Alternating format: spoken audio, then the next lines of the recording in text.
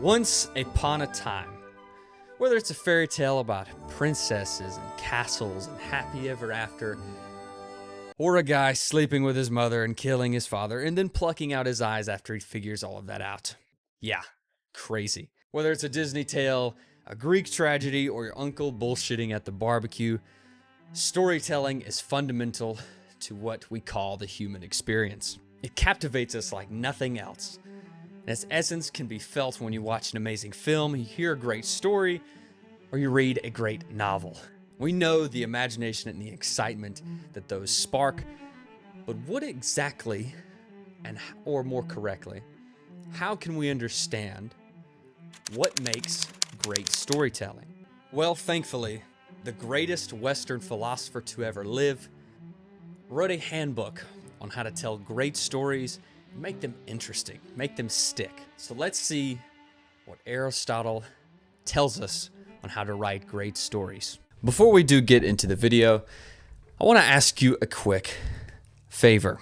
Now, I believe that sharing great ideas, great subjects in history, economics, philosophy, anything of the sort, is a way that we can push society forward and better our education and thinking as a collective and as individuals. And if you agree with me, then I do ask you to subscribe, as the more we grow as a collective and a community, and the more subscribers I can get, the better I can get at sharing these great ideas and hopefully put them at the forefront of YouTube, as that is my ultimate goal. And hopefully that I can make more videos like this one a lot faster and a lot better quality. So if you will, subscribe. And thank you.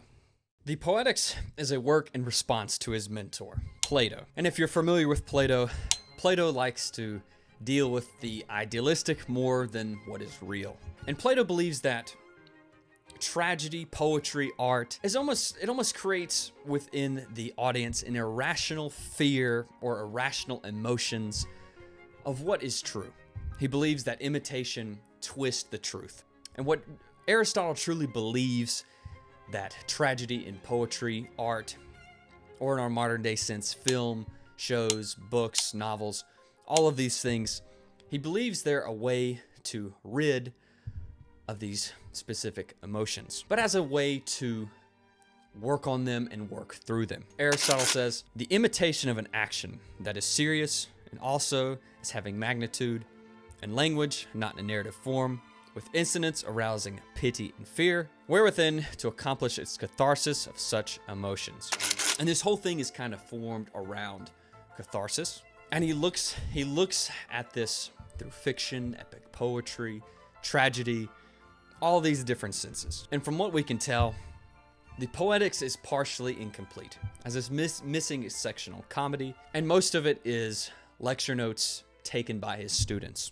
And thankfully, we just have enough to piece together a working handbook on how to make storytelling amazing, or how to be a great storyteller. Whether you're filming, writing, or even just telling a story, we have a working handbook to make that effortless. And to start, we have to understand the structure of what causes an audience to emotionally connect or invest in what you're writing, filming, talking, whatever. And there are 6 key elements that Aristotle points out that we must have to make a great story. These include plot, character, thought, diction, melody, and spectacle.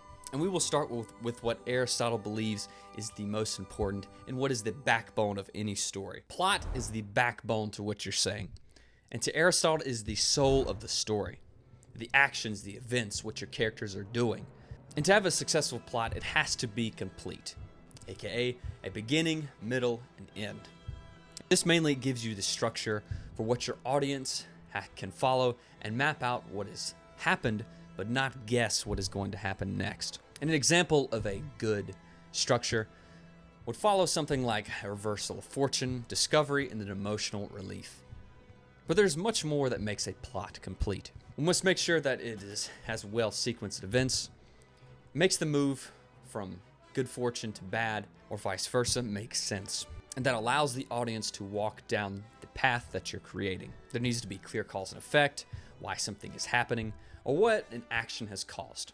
It needs a logical path that builds to your next movement. And to do such a thing, Aristotle he recommends that we don't use or rely too much on random events or something that doesn't really have purpose behind it. Just kind of like a random event within your plot. Something that just doesn't sequence well with it. And ultimately, within your structure, it has to lead to an ultimate goal, an ultimate purpose.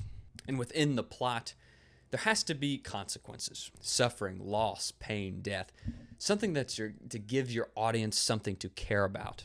Think of your plot as a chain reaction of events and actions to ultimately lead to invoke either pity or fear. And if the audience doesn't really feel either one, then the story has failed. Now, second to your plot is your characters. And to Aristotle, your characters have to feel relatable. They need something that make them feel real. They cannot be hollow or shallow.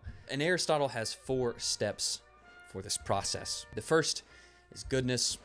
No character to Aristotle should be fully good or fully evil. A good protagonist is someone who has a good goal or purpose that we can all agree with, but that makes choices that are sometimes seen as bad, but that ultimately lead to the goal, and that makes us still root for them. We usually need a hero that is willing to bend the rules sometimes, but it still follows a good goal. The second is appropriateness. You don't want your characters to be inconsistent, or as Aristotle puts it, they need to be consistently inconsistent. You don't want your audience to guess what they're going to do, but it has to be an action that you would know would be in their character. The third is likeness. The actions they make need to be real to the character, something that be within their personality or character, and not out of the ordinary for them. And the fourth is consistency, which I kind of mixed into the earlier steps. And now that we have our plot and characters, the next thing that Aristotle tackles that we need to do is focus on our themes. This is what Aristotle called the thought. It is the idea or lesson that you are trying to hand to your audience. This is really the underlining of your plot and characters, and it is extremely important that you figure out your themes before you tackle the other two. It's what makes all of the actions and events make sense. Ultimately, your themes are what makes your characters' actions and events make sense and lead to the ultimate goal of whatever you're writing. So make sure when you're writing something, make sure your theme or idea or lesson is evident in what you're writing. The fourth is diction, your word choice, your sentence structure. And what Aristotle advises us to do is to make it as clear as possible. He tells us to aim for clarity. We need to be very purposeful on where and when we use a lot of words. If we're trying to slow the action down or slow what we're trying to convey, we need to use a lot of words. He writes, the diction should be elaborated in the pauses of the action. So whenever our actions slow down, then we can use a lot of words, a lot of sentence structure. But when it speeds up, we need to write with a good economy of words and try not to make the point too unclear. The fifth is spectacle and music. I did combine these two together as they kind of go hand in hand. Nevertheless, this is the cherry on top of whatever you're making, and it shouldn't be too much of the main focus. It should be something that aids and is almost secondary to your plot, characters, and the themes at hand. So use accordingly. And those are the 6 elements expanded on by Aristotle. And what makes this short book so incredible is its influence on filmmakers and writers throughout the ages. It stands as a timeless piece. And if you want to add more weapons to your writing ability, then I definitely recommend reading the Poetics. As it's very short, I think it's about 120 pages in total if you just read what Aristotle wrote. But there is so many different things, and I did summarize a little bit, but there's so many things you could use to make your writing that much better. And again, appreciate you watching the video, and thank you.